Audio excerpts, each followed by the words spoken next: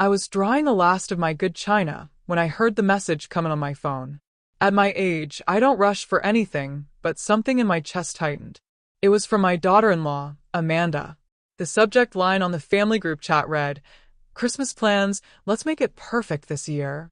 I smiled at first. Christmas has always been my favorite time of year. But when I opened the message, the smile froze on my face. Every detail was mentioned. The menu, the decor, the matching pajamas, even the color of the napkin rings. There was only one thing missing from that perfect Christmas she was planning. Me. She wrote that this year Christmas would be more intimate, less stressful, and focused on the young generation, as if those were neutral words. But I could read between the lines. At 72, you learn to hear what people don't say. "We'll handle everything," she added. "No need for you to worry about anything, Evelyn.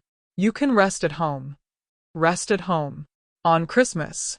After I'd hosted Christmas dinner for 35 years, through grief, sickness, and years when we barely had money for a turkey, I stared at that message for a long time, feeling the room grow colder even though the oven was still warm. My first thought was that it had to be a mistake.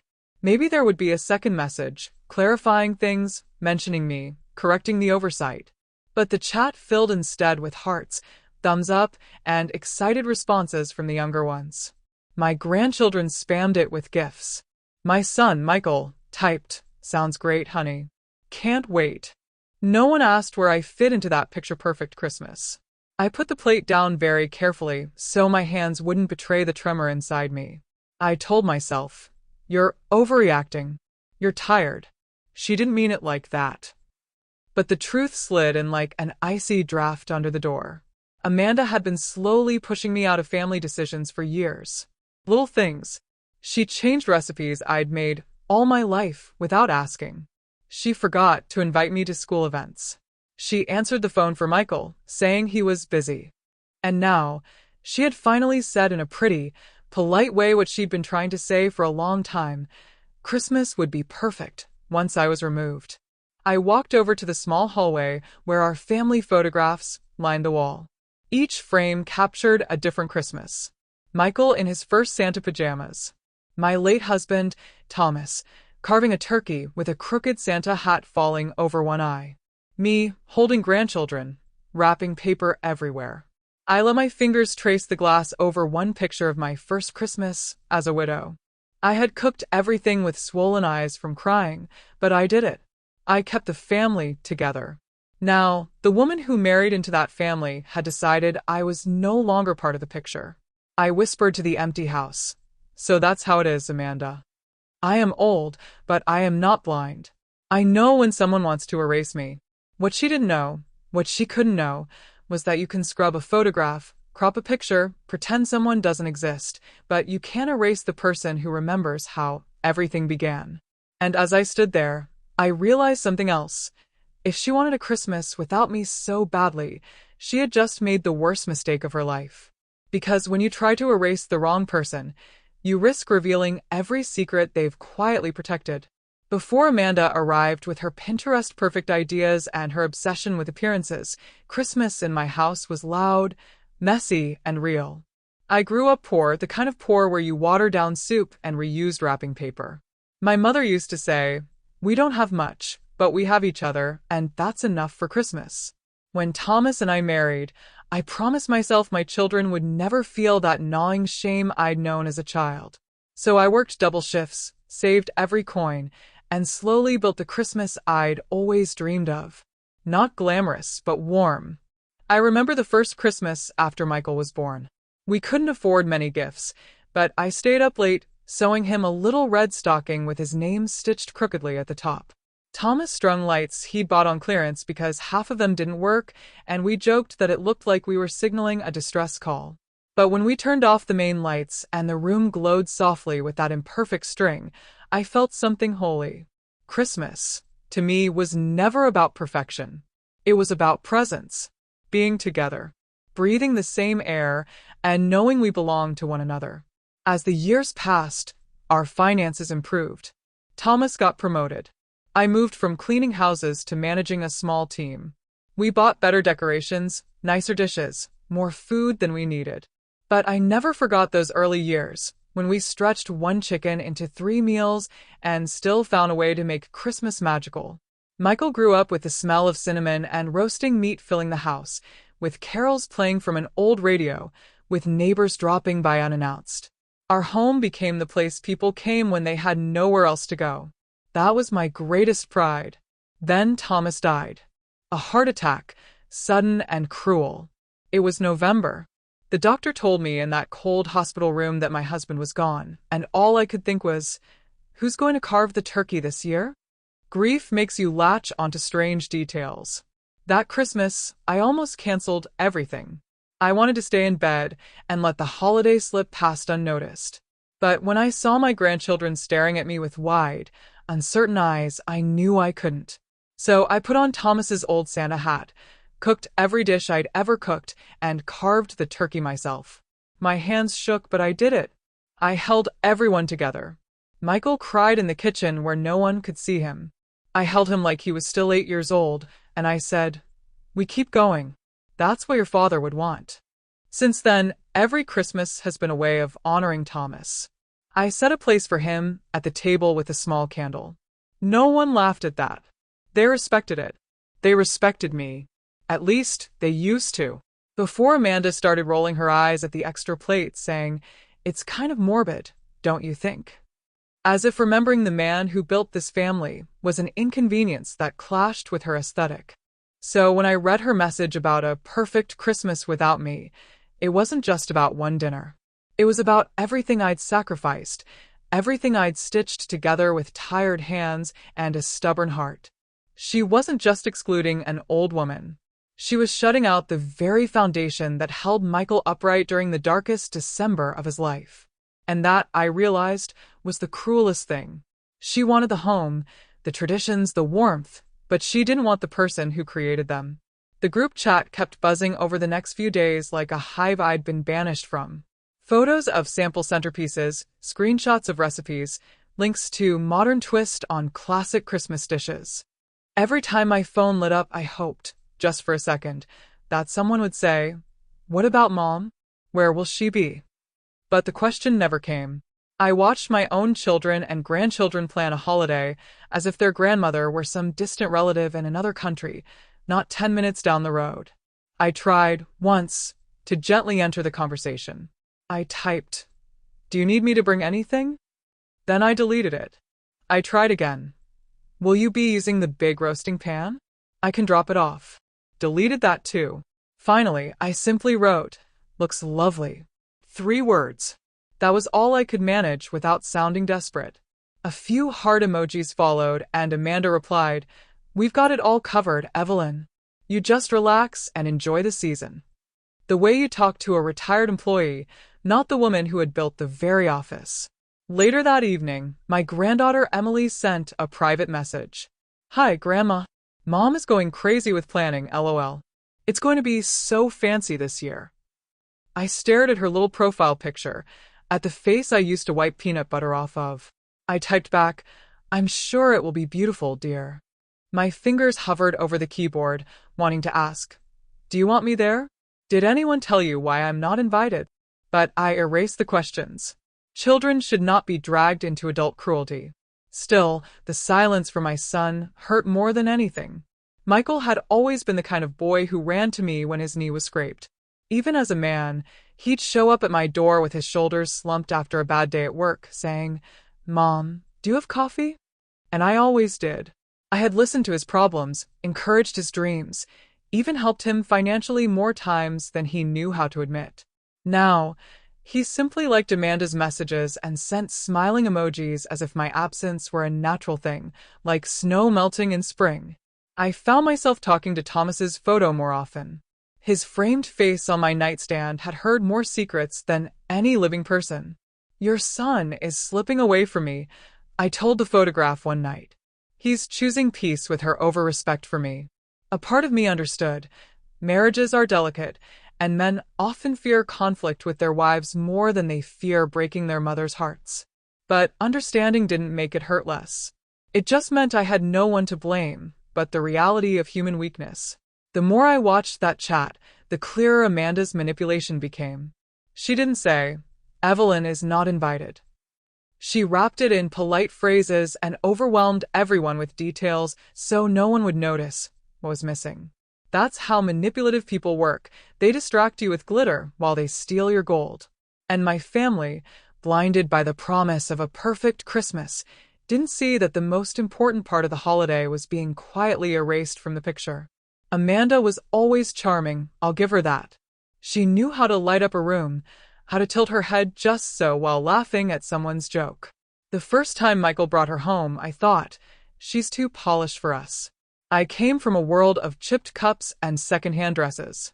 She came from glossy hair, perfect nails, and the kind of confidence that said life had not knocked her around as much as it had knocked me. Still, I tried.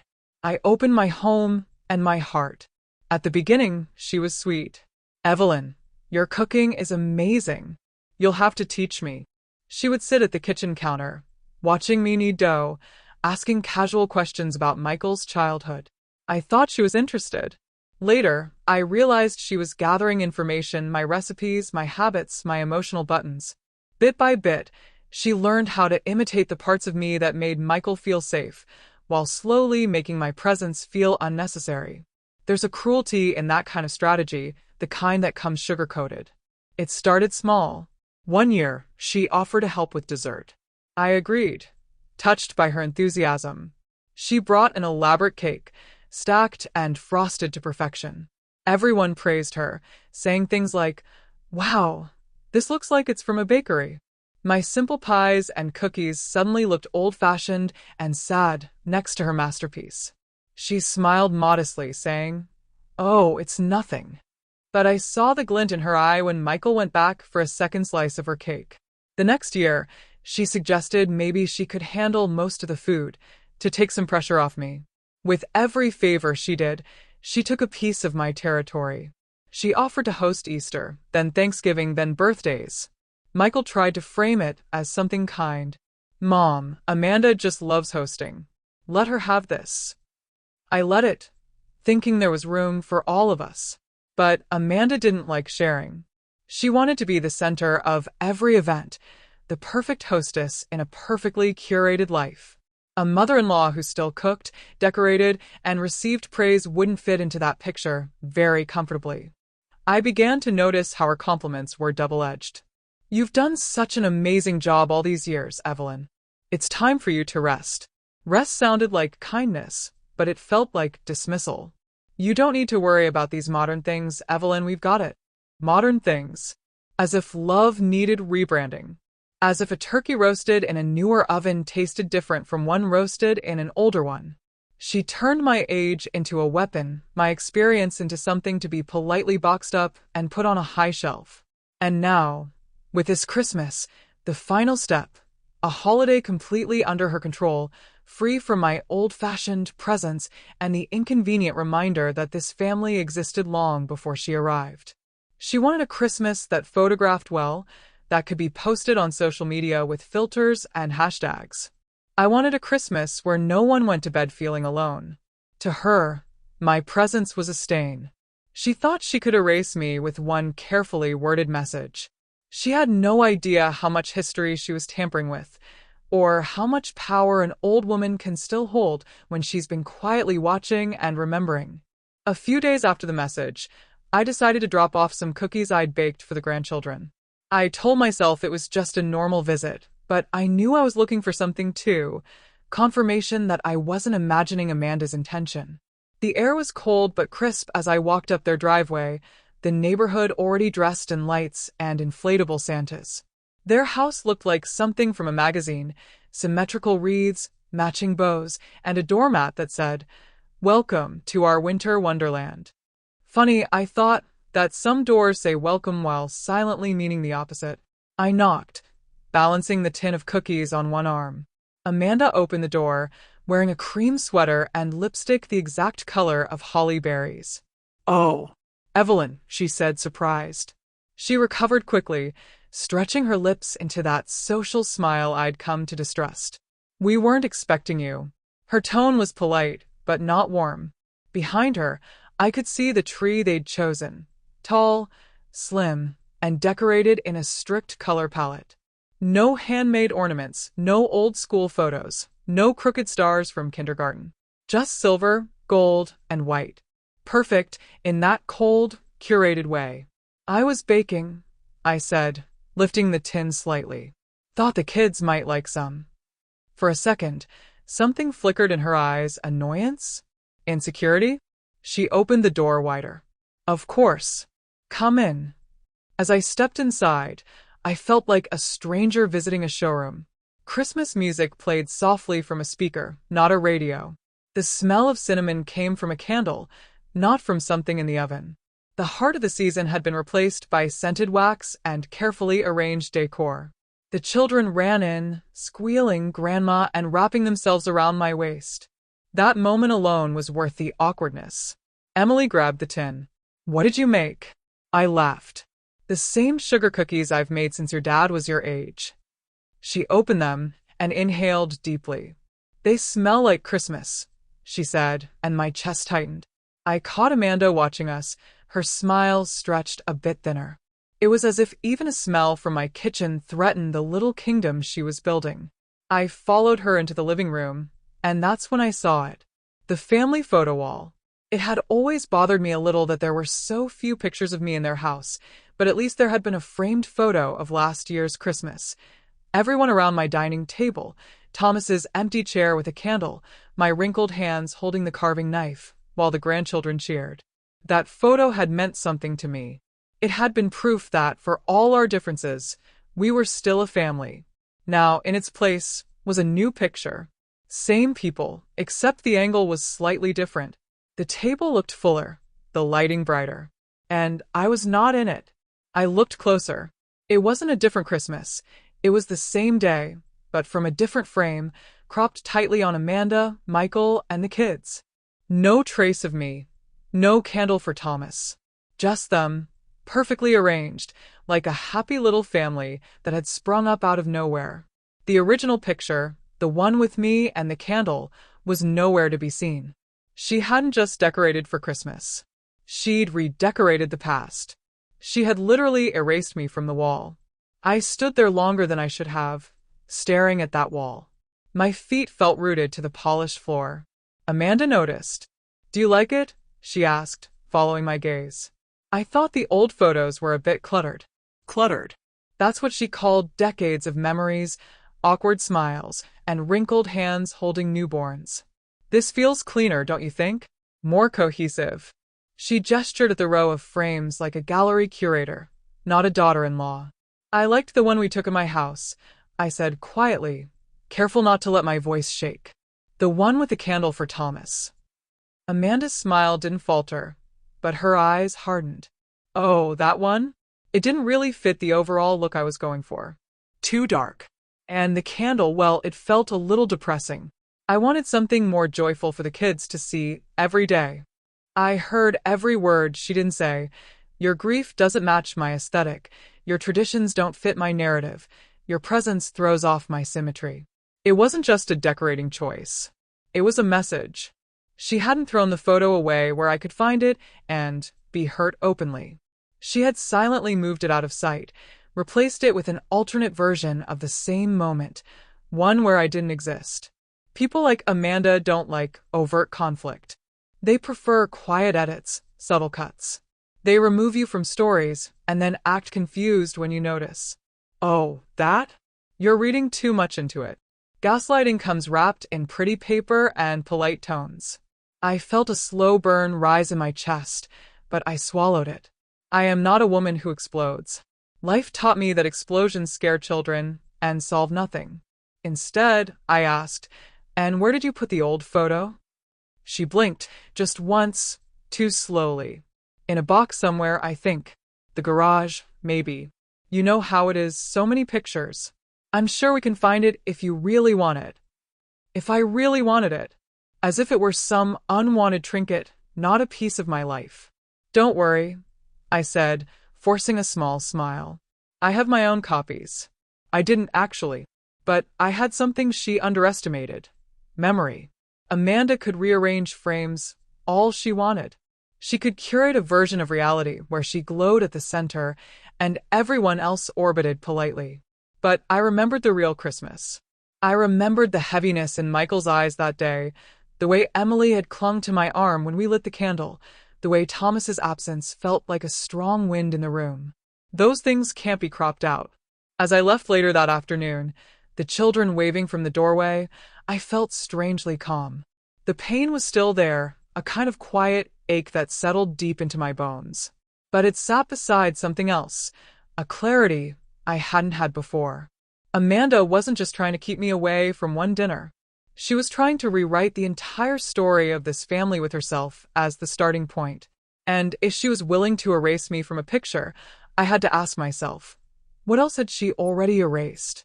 What conversations, what truths, what sacrifices had she conveniently forgotten to mention to the people I loved most? On the bus ride home, I opened my old handbag and pulled out a worn envelope I always carried but rarely looked at. Inside were copies of a few important papers, my will, the deed to my house, and another document only I and one lawyer knew about. I hadn't thought of that last one in years. But standing in front of that altered photo had shaken something loose in my mind, like a drawer I hadn't opened in a long time. There it was, waiting, proof that this story didn't begin with Amanda, no matter how much she dressed it up. Years ago, when Michael and Amanda were first married, they hit a rough patch. Money, mainly. Michael's job at the time didn't pay much, and Amanda had expensive tastes. They styled it as building our dream life, but dreams still need rent paid on time. One winter, they were 3 months behind. The landlord was ready to evict them. Michael came to me, shoulders hunched, shame all over his face. He didn't ask directly, but a mother doesn't need direct words. I went to the bank the next day and drained almost all my savings. I paid their debt and negotiated with the landlord myself. In return, he agreed to let me sign as a co-owner when the building went through a legal restructuring. It was a technicality to him, just another name on a paper. To me, it was protection. I didn't tell Michael. Pride is a fragile thing in a man. I simply told him it was taken care of and watched his shoulders straighten.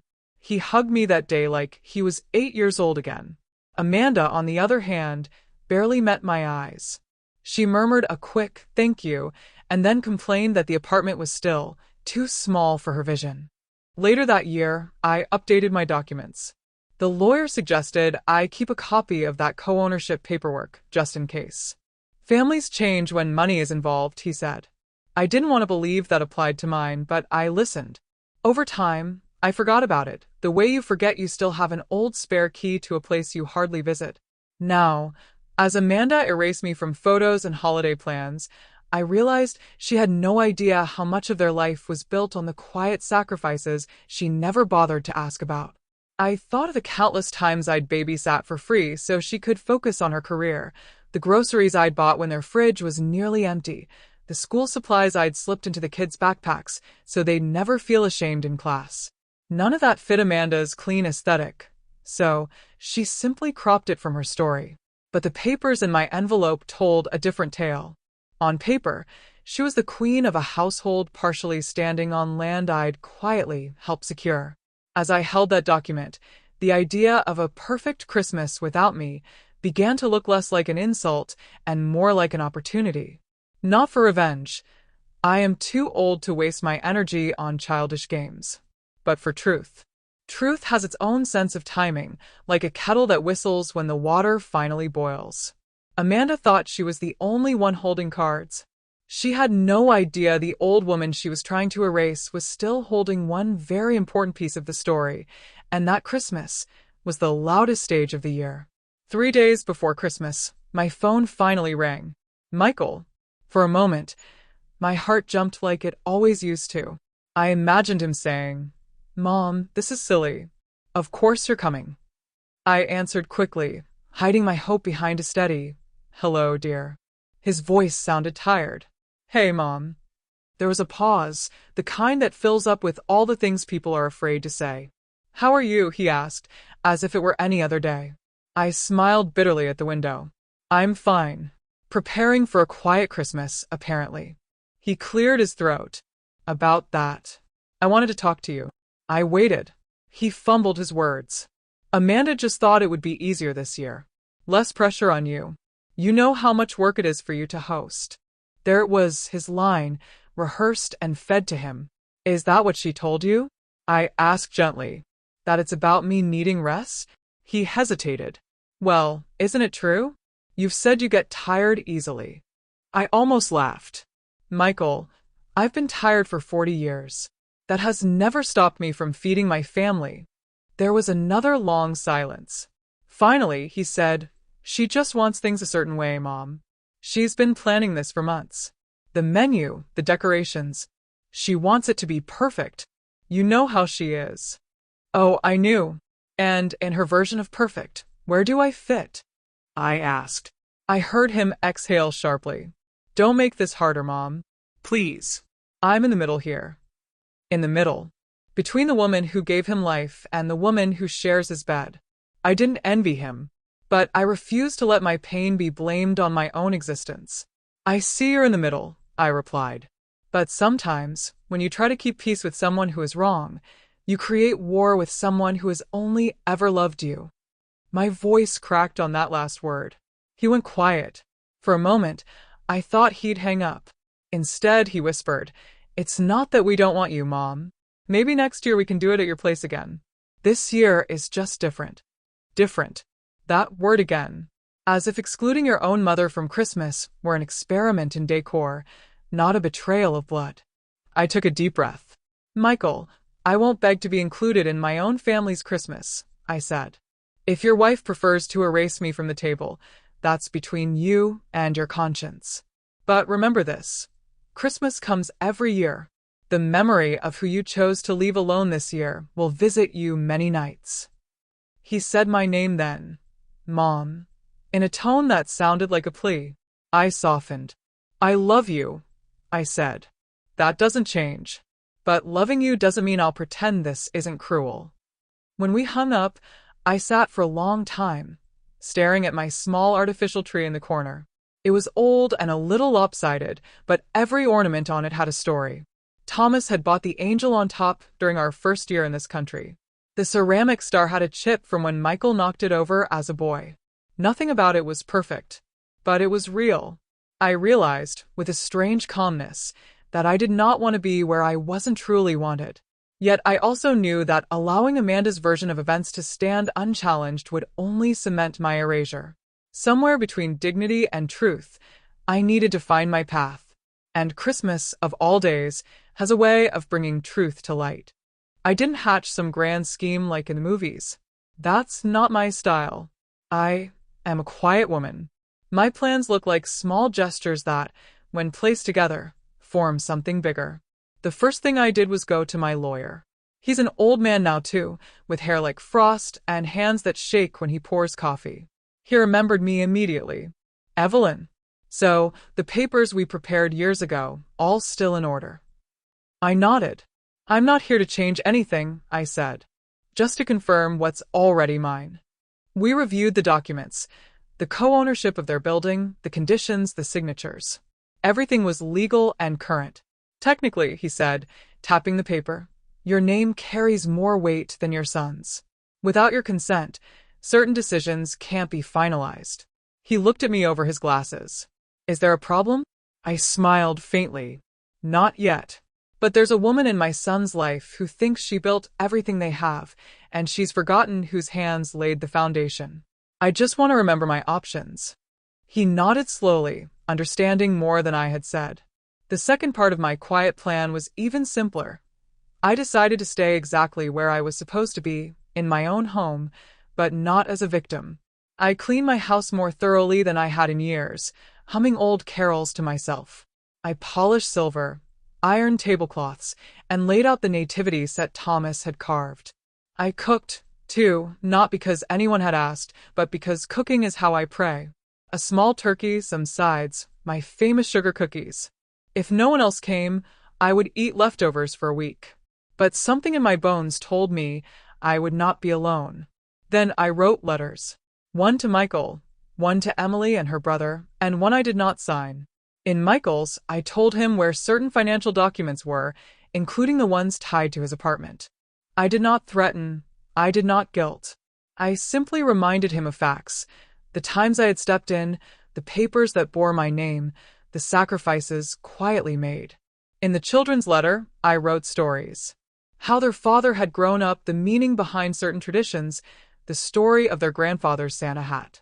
I slipped the letters into my old Christmas card box, knowing instinctively that they would be found when they needed to be. The unsigned letter was for Amanda. It wasn't cruel. Cruelty ages the face. It was simply clear. I wrote about how appearances fade, how curated perfection collapses under the weight of truth, how erasing people from pictures doesn't erase the history they hold. I mentioned, without names, a woman who thought she owned a house she was only decorating, a family she was only borrowing, a legacy she had not earned. I folded that letter and tucked it into a place she would never expect, inside the tin of sugar cookies I still had from my visit, which she'd sent home with me so they wouldn't ruin the kids' appetite for Christmas dinner. As Christmas Eve approached, the city grew brighter. Lights in windows, wreaths on doors, the smell of cold air mixed with wood smoke. I moved through it all like a ghost, unseen, but watching. I knew Amanda believed she had erased me from a holiday. But sometimes, when you try to wipe away the past, you smear it instead. All I had to do was wait. Not with bitterness, but with the kind of patience you learn from years of baking bread and nursing sick children through the night. Truth was rising like dough in a warm kitchen.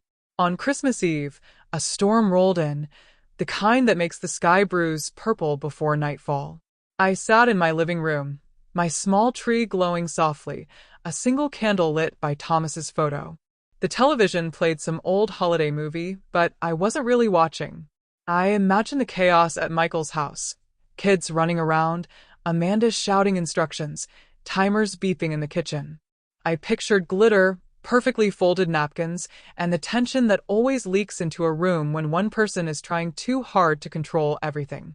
Around 7, the wind howled louder. Then, with a soft click, the power went out. My house plunged into darkness, except for the candle. I chuckled. "Well, Thomas," I murmured, "it seems the universe decided to dim the lights for us." I wasn't worried. I've lived through worse than a power outage. I have blankets, matches, and the stubbornness to outlast bad weather. I wrapped a shawl around my shoulders and waited, listening to the storm drum its fingers against the windows.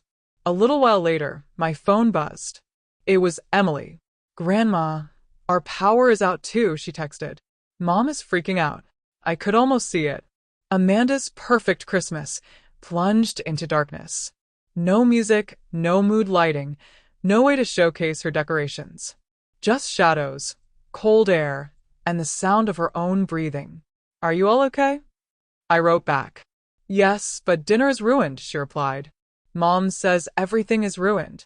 The capitals were hers, not mine. I smiled, not out of malice, but out of recognition. Life does not care about our careful plans. Minutes later, my phone rang. Michael.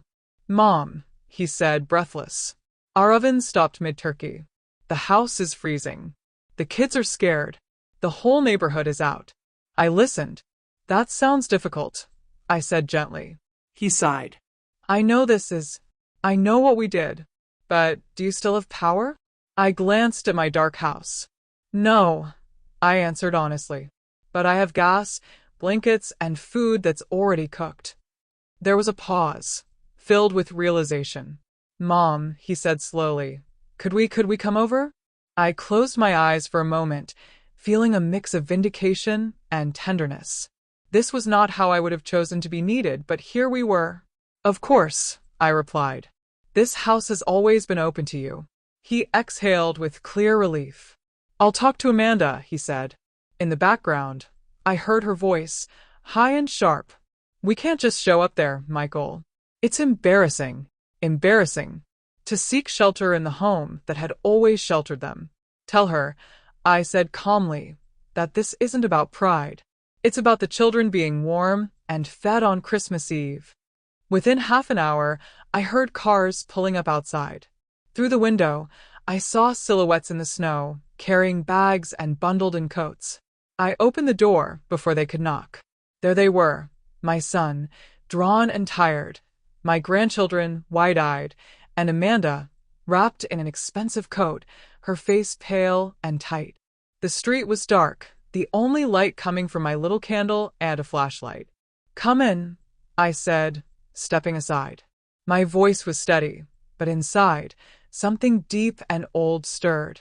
The woman who'd been erased from their perfect Christmas had just become their only refuge. When they stepped into my living room, everything changed. The children ran to the tree, exclaiming over the familiar ornaments. "Grandma, you put up the old angel," Emily shouted, touching the worn fabric. "Of course," I smiled. "She's seen more Christmases than any of us." Michael helped bring in their half-cooked dishes, a turkey still raw in the middle and side dishes that had cooled too quickly. "We'll figure it out," I told him. "Gas stove still works. Heat can come from the oven. It won't be perfect, but it will be dinner." Amanda hovered near the doorway, taking in my modest decorations, the slightly faded curtains, the clutter of memories on every surface. She was clearly uncomfortable, not used to being in a place that didn't bend to her vision. "Thank you for letting us come," she said finally. The words sounded like pebbles in her mouth. "Children shouldn't be cold on Christmas Eve," I answered. "I know that better than anyone." Our eyes met. For the first time, she didn't look away quickly. There was a flicker of something there, maybe fear, maybe defensiveness, maybe shame. We moved into a quiet rhythm. I showed Michael how to transfer the turkey to my roasting pan, how to adjust the gas flame, so it cooked evenly. The sides went into pots and pans, reheated on the stove. In the dim light of candles and the open oven, the kitchen began to feel warm and alive again. The children helped set the table with my old plates. Emily put an extra plate out by instinct. "For Grandpa," she said softly. Amanda opened her mouth to object, then closed it. The candle by Thomas's photo cast a gentle glow over everything. As we worked, I saw Amanda watching. She saw how Michael moved in my kitchen without needing directions, how the children knew which drawer held the silverware, how often they said, "Remember when Grandma?"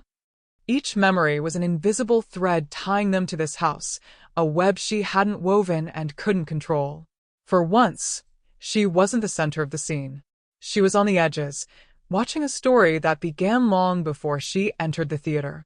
When we finally sat down to eat, the meal looked nothing like her carefully curated plan. The turkey was slightly uneven but juicy. The mashed potatoes were lumpier than she would have allowed. The gravy had a hint of smoke from a pan that got too hot. But there was laughter. Real, unposed laughter. The kind that erupts when you've narrowly escaped disaster. The children clinked their glasses of juice together and declared it the best Christmas ever because it felt like when we were little at Grandma's. Amanda's fork froze halfway to her mouth at that. After dinner, as the children played on the floor with old board games and the men washed dishes, Amanda and I were left alone at the table for a moment. Candlelight softened the hard angles of her face. "You have a very cozy home," she said hesitantly. I sipped my tea. "It's not perfect," I replied, "but it's seen us through a lot worse than a power outage." She nodded, then surprised me. "I didn't think we'd need you tonight," she admitted quietly. "But we did." Those words hung in the air, fragile and true. For the first time, she wasn't performing.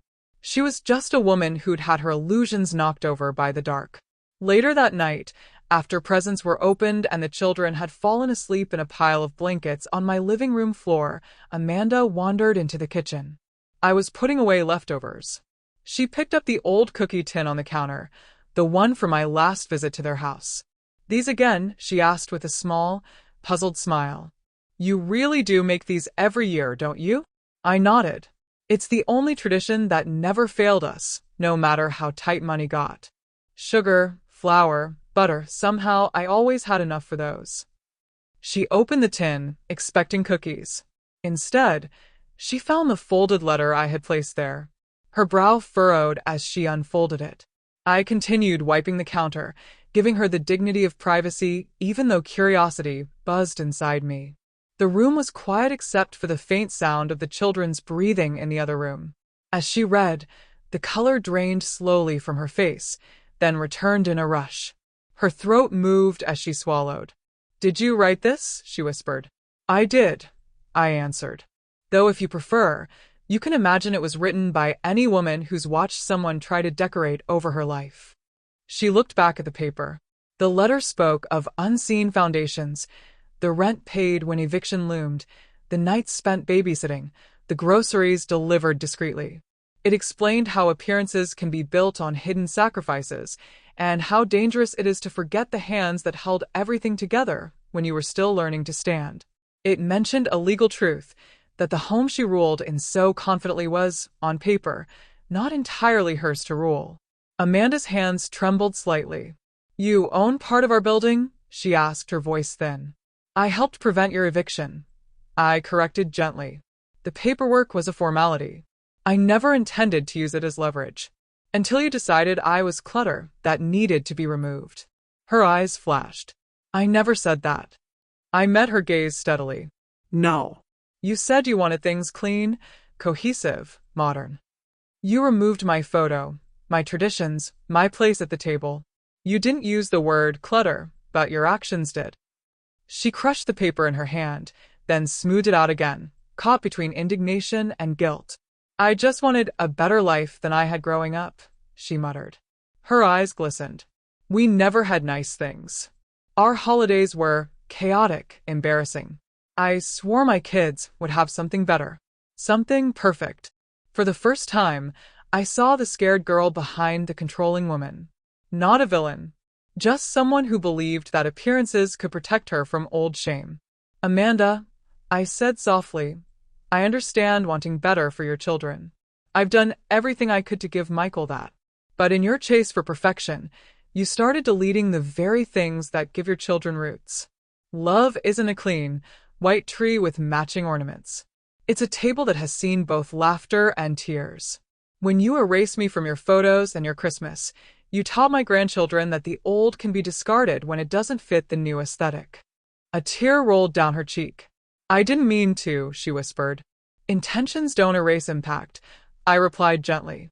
She folded the letter and held it to her chest. "What are you going to do?" she asked. "About the building, about us?" I looked at the dark window, where faint snow still fell. "That depends," I said, "on whether you keep trying to erase me, or whether you finally let your children see the whole story of their family, not just the parts that photograph well." The next morning, the power was still out in their neighborhood, but my house was bright with winter sun filtering through the windows. We made pancakes on the gas stove, and the smell woke the children before any alarm could. They tumbled into the kitchen, hair messy, pajamas wrinkled, faces glowing. "This feels like when we were little, staying over at your house, Grandma," Emily said, hugging me from the side while I flipped pancakes. Amanda watched from the doorway, holding a mug of coffee with both hands, as if it were something to steady herself with. After breakfast, we all gathered in the living room. Michael lit the candle by Thomas's photo without being asked. That small gesture made my eyes sting. The children asked for stories, as they always do. "Tell us about Dad when he was our age," Emily said, curling up beside me. I hesitated, then glanced at Amanda. This was the moment. She met my eyes, nodded slightly. "Tell them," she said. Her voice was small but clear. "They should know." For the first time, she was inviting me to be more than a prop. So I told them. I talked about the years when money was thin but love was thick, when their father wore shoes with holes at the bottom but walked proudly anyway. I told them about the winter their parents almost lost their first home, and how we sat at this very table, doing math on envelopes, trying to figure out how to keep a roof over their heads. I softened the edges for their young hearts, but kept the core true. I told them how we got through it, not with perfect decorations, but with help, humility, and the understanding that family means you don't let each other fall.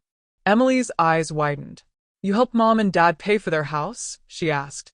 I smiled. "I helped them stay long enough to build the life they have now," I said. "Sometimes the most important bricks in a house are the ones no one sees." Amanda shifted in her seat. "I never really told them that part," she admitted quietly. Michael looked at her, surprised. "I didn't think it mattered," she added, then winced at her own words. I wanted them to see us as strong." "It matters," I said, gently but firmly. Strength isn't pretending you never needed anyone. It's admitting you did and being grateful. The children looked between us, absorbing more than they could name. They saw their mother's cheeks flush with remorse, their father's eyes shine with a mix of gratitude and discomfort, their grandmother sitting calmly, not gloating, just steady. Without me lecturing, the truth was teaching them. Erasing people from the story steals important lessons from the next generation. Later, when the children went to play in the snow in my small backyard, Michael stayed behind. Mom, why didn't you ever tell me about the co-ownership? He asked, holding the letter Amanda had shown him. His voice was thick. Because I trusted you, I answered simply. And because I didn't help you to hold it over your head. I helped you because you are my son. But trust needs to be mutual, Michael. Recently, you've trusted Amanda's fear of imperfection more than you've trusted my love. His shoulders sagged. I'm sorry, he said quietly. I let her ideas of perfect make me forget who built my real life. At the window, I watched my grandchildren throwing snow at each other, their laughter ringing through the cold air. In that moment, I knew, no matter how many decor trends come and go, stories told honestly will always outlast manipulated photos on a wall. The children had heard the truth now.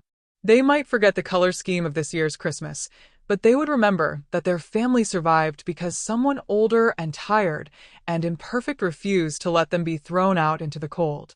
That afternoon, while the children napped and Michael went outside to clear some ice from the steps, Amanda approached me alone. I was folding blankets in the guest room, preparing it for the children if they needed to stay one more night. She stood in the doorway, arms crossed tightly, as if holding herself together. Evelyn, she began, then stopped. She tried again. I've been thinking about everything you said. Everything this letter said. She held it loosely now, no longer like a weapon or a shield. I owe you an apology, she said, each word heavy. Not just for this Christmas. For a lot of things. I waited. Real apologies are like fragile glass. They can't be rushed, or they shatter. I thought if I made our life look perfect, it would fix the parts of me that felt broken, she confessed. Growing up, we had chaos. Yelling, drinking, gifts that never came. I swore my kids would never feel that. So I controlled everything. Every ribbon, every picture, every event. When you were around, it reminded me of mess. Of old ways. Of things I was running from. I was wrong to take that out on you. Her honesty surprised me. I had expected denial, excuses, maybe even anger.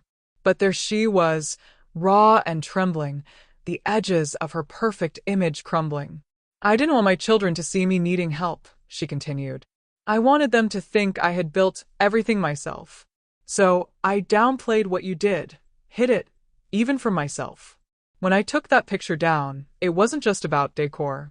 I didn't want to see the candle for your husband. Death scares me. Aging scares me.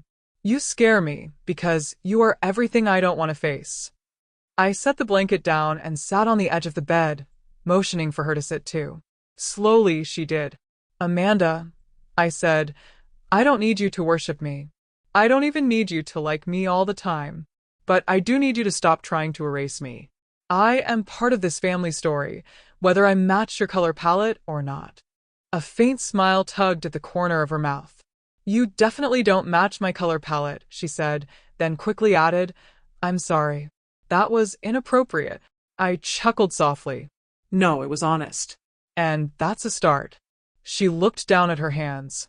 Will you forgive me? She asked. The question hung between us like a fragile ornament. Forgiveness, I've learned, is not a single moment, but a series of choices. It doesn't mean pretending nothing happened. It means refusing to let bitterness write your future. I will try, I answered. But understand this. Trust is slower than forgiveness. You will have to show, not just say, that you want me in this family's picture. That includes the messy, inconvenient parts of me, my age, my grief, my traditions. She nodded, tears slipping down her cheeks silently. I want my children to know you, she whispered. The real you, not the version I've edited. I believed her, not completely but enough.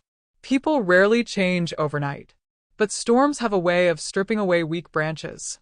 What remained in her, after the storm of this Christmas, might finally be something real. And real is always better than perfect, even if it clashes with the curtains. A week after Christmas, when the power was long restored and life had drifted back into its usual routines, Amanda called me. Her voice was steady this time. Evelyn, can you come over for dinner on Sunday? The kids want to show you something. I hesitated out of habit, but something in her tone told me this wasn't another performance. I'll be there, I said.